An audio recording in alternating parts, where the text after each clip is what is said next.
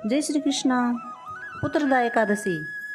श्री धर्मराज युधिष्ठिर ने भगवान श्री कृष्ण जी से कहा, हे केशव, अब आप मुझे श्रावण माह के शुक्ल पक्ष की एकादशी की कथा सुनाइए।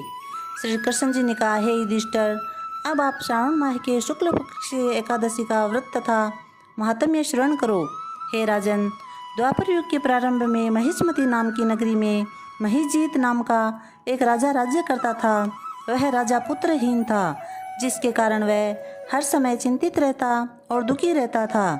उसे अपना राज्य दुखदायी प्रतीत होता था, क्योंकि पुत्र के बिना संसार में इस लोक और परलोक दोनों में सुख प्राप्त नहीं होता है।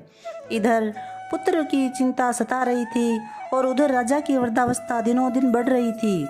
एक दिन उस राजा ने अपनी प्रजा को एकत्रित करके कहा, हे प्रजाजनों, मैंने आज तक न तो कोई अपने जीवन में पाप किया है और न ही अन्यायपूर्वक प्रजा से धन लिया है। अपनी प्रजा का भी मैंने सदैव पुत्र की तरह पालन किया है तथा अपराधियों को भी पुत्र तथा बांधुओं की तरह ही दंड दिया है। फिर क्या कारण है कि इस प्रकार धर्मयुक्त राज्य करने पर भी मैं इस समय महान दुख पा रहा हूँ? मेरी समझ में यह कुछ भी नहीं आ रहा है। राजा महिजीत के दुख का कारण जानने के लिए उसके मंत्रीगण अत्यंत चिंता में होकर वन को गए। वहाँ पर बड़े बड़े अनेकों ऋषि मुनियों के दर्शन किए। अंत में वे भ्रमण करते हुए उस स्थान पर पहुँचे जहाँ पर वयोवृद्ध धर्म के ज्ञाता सर्वश्रेष्ठ लोमस ऋषि विराज रहे थे।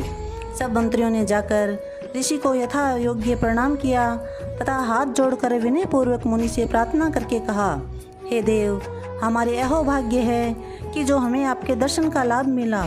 लोमस जी ने कहा, हे ब्राह्मणों, आपके इस सद्व्यवहार से मुझे अत्यंत प्रसन्नता हुई है। अब आप लोग मुझ अपने आने का कारण बताइए, मेरे सामने प्रकट करो। यह सुनकर सब लोग अति प्रसन्न होकर कहने लगे, हे महर्षि, आप हमारे कार्य को तथा हमारी बातों को जानने में ब्रह्मा से भी अधिक समर्थ है।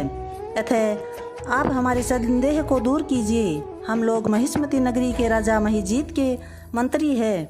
हे मुनि, महिजीत राजा अत्यंत धर्मात्मा तथा प्रजा का पुत्र संपालन करने वाले नीति निपुण है, किंतु फिर भी वह संतानहीन है, जिसके कारण वह अति दुखी रहते हैं। इसी कारण हम भी उनके इस दुख से अति दुखी रहते हैं।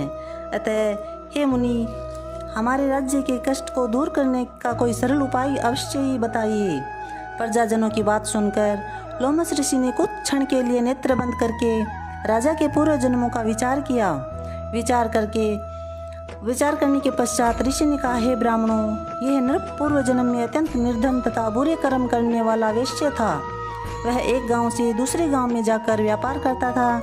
वह 2 दिन का भूखा प्यासा तथा ज्येष्ठ माह के शुक्ल पक्ष की द्वादशी के मध्याह्न के समय प्यास से व्याकुल हो यह एक जलाशय पर जल पीने गया। वहाँ एक गाय जो उसी समय की ब्याई हुई थी, गर्मी के मारे प्यास से व्याकुल हो जल पी रही थी। इस राजा ने उस गाय को अध प्यासी ही जल पीने से हटा दिया और स्वयं जल पीने लगा। हे ब्राह्मणों, इसी कारण से इस राजा को यह दुख देखना तथा भोगना पड़ रहा है। एकादशी के दिन भूखा प्यासा रहने के कारण यह राजा हुआ और उस गाय को प्यासी हटाने के कारण इसको ये संतान न होने का कष्ट भोगना पड़ रहा है। मुनि की ये बात सुनकर सब लोगों ने कहा, हे देव, शास्त्र में कहा है कि पुण्य के प्रभाव से पाप नष्ट हो जाते हैं। कृपा करके आप ऐसा उपाय बतलाइए कि जिसके करने से राजा के पूर्व जन्म के पाप नष्ट होकर संतान की प्राप्ति हो। ब्राह्मणों के ऐसे वचन सुनकर लोमस ऋषि ने कहा, हे ब्राह्मणों, यदि श्रावण माह के शुक्ल पक्ष की पुत्रदा एकादशी को राजा सहित तुम सब लोग व्रत धारण कर रात्रि को जागरण करो और उस व्रत के फल को राजा के लिए संकल्प करके दो, तो राजा के आवश्यक पुत्र रत्न की प्राप्ति होगी। इससे तुम सबके तथा राजा के समस्त दुख नष्ट हो जाएंगे। महर्षि लोमस के सुंदर वचन को मानकर मंत्रीगण अपने नगर को वापस आए और उन सब ने श्रावण माह के शुक्ल पक्ष की पुत्रदा एकादशी का लोमस ऋषि के बताए अनुसार विधि पूर्वक व्रत को धारण करके उसके पुण्य का फल राजा को संकल्प कर दिया, जिसके पुण्य के प्रभाव से रानी ने गर्भ धारण करके 9 महीने के पश्चात एक सुंदर पुत्र रत्न को जन्म दिया। हे राजन, इसलिए इस एकादशी का नाम पुत्रदा एकादशी हुआ। जो मनुष्य पुत्र रत्न की प्राप्ति करना चाहते हैं, उन्हें इस पुत्रदा एकादशी का व्रत धारण करके पुत्र लाभ उठाना चाहिए। इस व्रत के प्रभाव से इस लोक में सुख और परलोक में स्वर्ग की प्राप्ति होती है। बोली जय श्री कृष्णा। राधे राधे।